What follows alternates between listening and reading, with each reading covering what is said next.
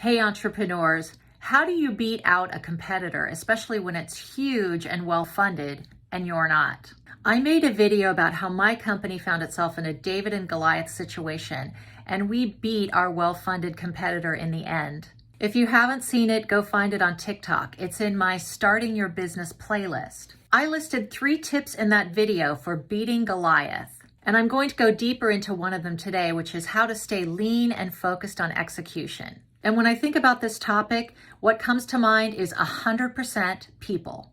We were very careful about not over-hiring, only doing it when it was absolutely necessary.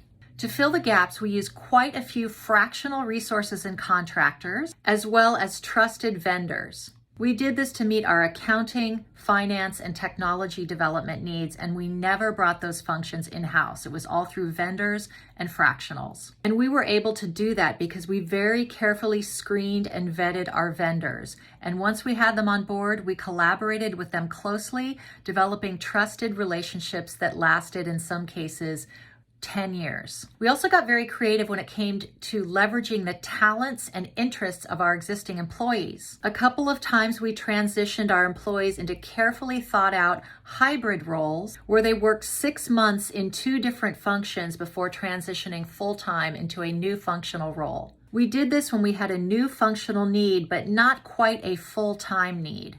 And it allowed us to develop and retain valuable employees who we might otherwise have lost if we did not have a path for advancement for them. And there was another upside to this. It allowed us to staff new functional roles with people who already knew our company very well. So they'd be off and running in day 1 of their new role.